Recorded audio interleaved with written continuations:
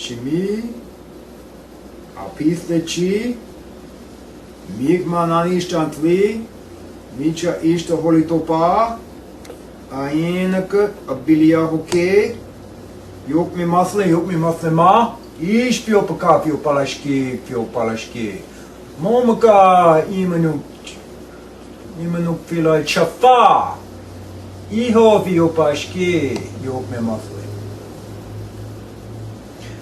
Okay, this is another in the sermons of the Native American Church of the Ghost Dancers.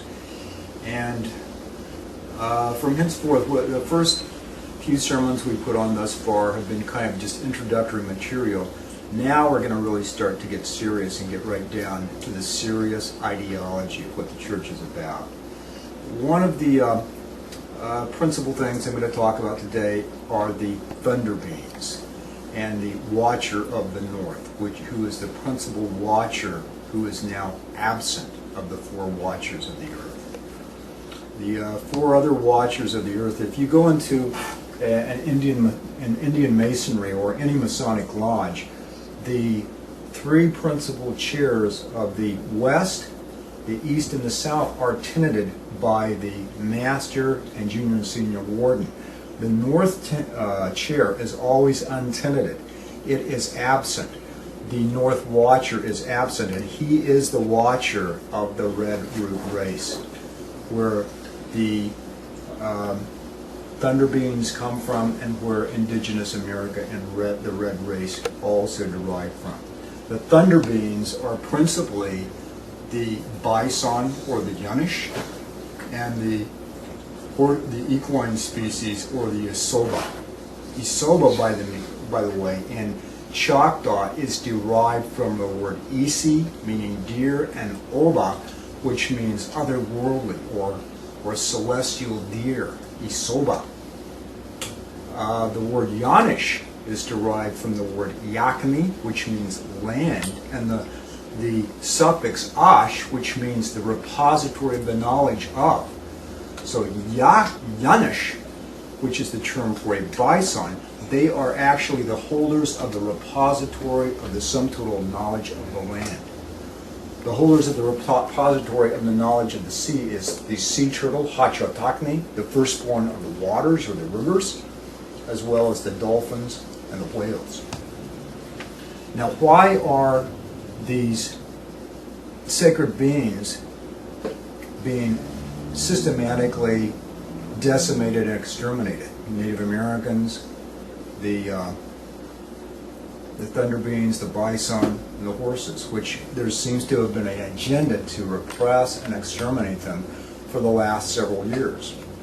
Now, in the same way, they've had a very similar agenda with the Department of Interior in declaring Native Americans wildlife under the Bureau of Indian Affairs, as well as the bison and the wild mustangs to be declared as a species that must be repressed and exterminated under the Bureau of Land Management. And it all stems from the Edict of Discovery, from just a legalistic standpoint. We just look at it from a legalistic standpoint, from the 5 sense material awareness.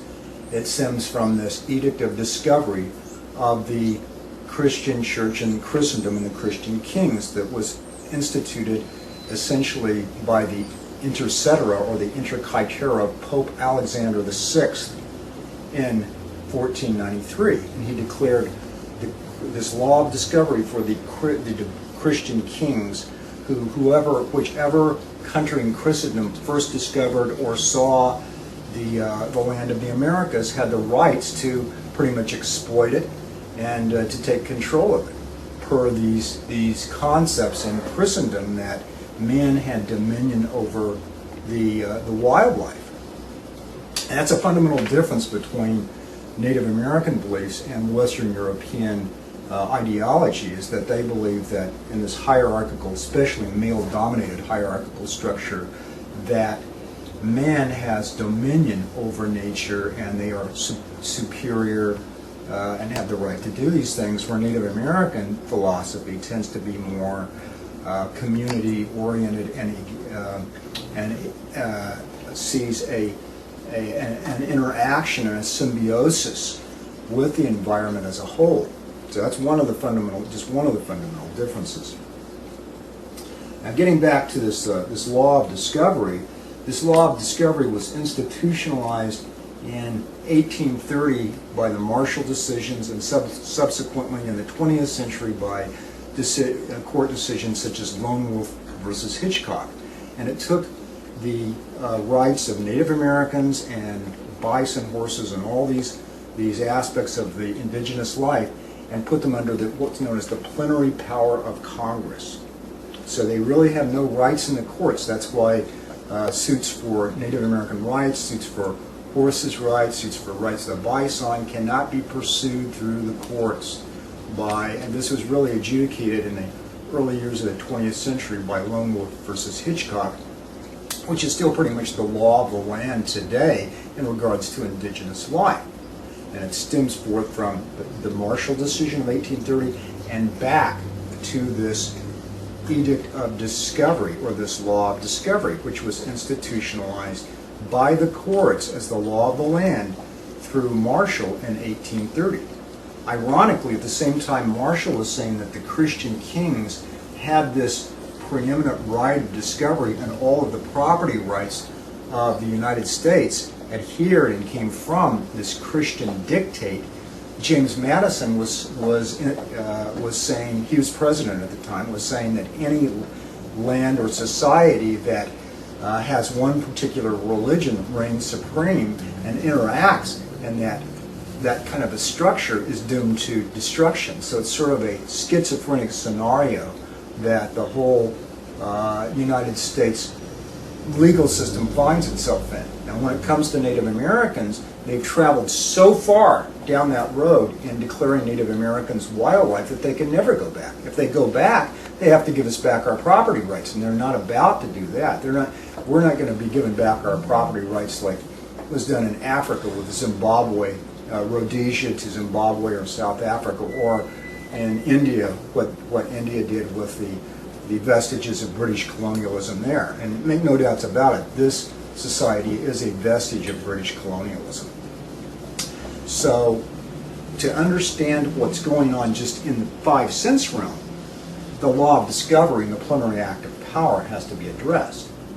Now, if you really want to understand what underpins all this, what this stems from, and why the Watcher of the North is missing, then you have to venture into the extra-mundane world. And that's where the real secrets lie. That's where the lost word is, and that's how these things can be addressed and from its root source and cause. But that's another sermon in and of itself. So this has sort of been an introduction in the direction and the ideology of where our church is and where we're going. May you farewell.